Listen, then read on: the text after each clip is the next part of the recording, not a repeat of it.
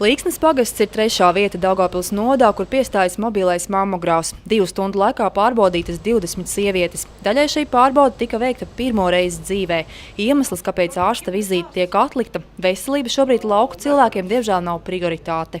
Nav laika. Bezdarbniekos jāstrādā, pie zemnieka jāstrādā, nav tā jāpelna. Darba tā nav. Kā veciem cilvēki. Jaunieši brauc redz, ka uz ārzemēm. Pēc pāris gadiem vajag, es domāju, visām sievietēm būtu jāiet.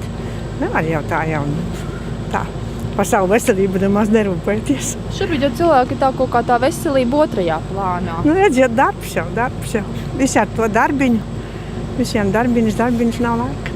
Tā kā šo aparātu var izmantot arī kā fluorogrāfu, iespēja bez maksas veikt pārbaudes veic arī vīrieši. Kad tad jūs beidzamo reizi bijāt pārbaudīties pie fluorogrāfa? Jau senajā laikā, jā. Kādu 10 gadu vai vairāk. Tā nav vajadzības.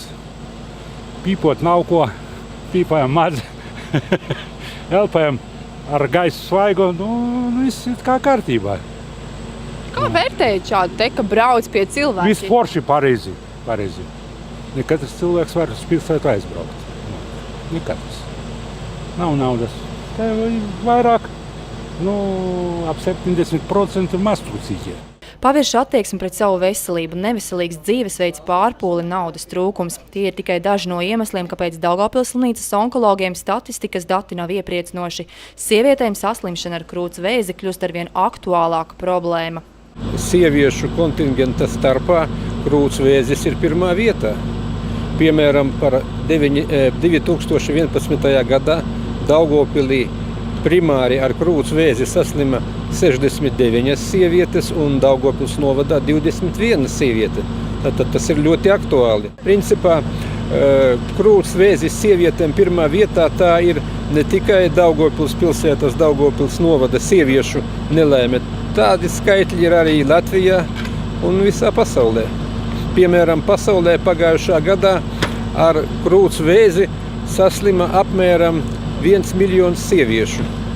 Tas ir 20% no onkoloģiskām saslimšanām. Ja krūts vēzi atklāja sākuma stadijā, tas ir ārstējams. Diemžēl pēdējā laikā saslimstība ar krūts vēzi sievietēm tiek atklāta jau novēloti.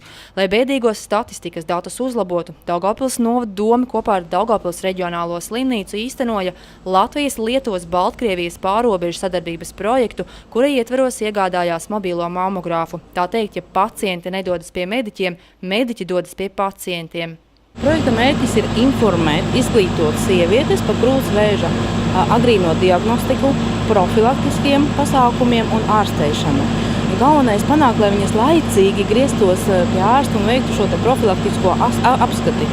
Ja, tā kā tas ir noteikts valstī, ka ir uzaicinājuma vēstule ik pēc 3 gadiem nāk, ja, bet ārsti iesaka tomēr ik pēc 2 gadiem veikt šo pārbaudi. Pa dienu mobilais mammogrāfs dosies izbraukumā, bet jau vakarā ārsts rentgenologs varēs izvērtēt uzņemtos attēlus un nosūtīt izmeklējumu rezultātus ģimenes ārstam.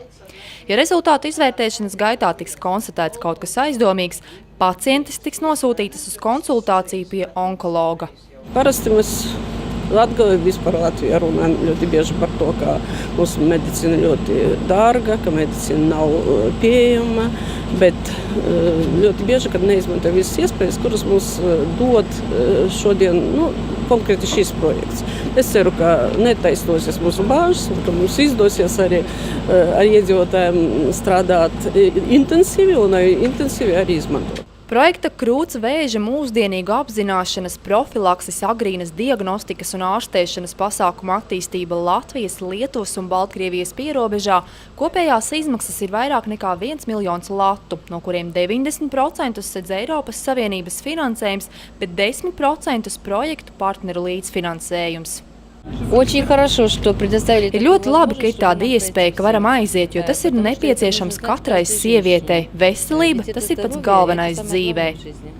Projekta laikā pārbaudes tiks veiktas līdz 2013. gada septembrim. Šajā laikā Daugavpils novadā jāpārbauda vismaz 1000 sievietes. Pārbaudes ir bez maksas. Projektam noslēdzoties plānots, ka mobilais mammogrāfs darbosies pēc valsts pasūtījuma.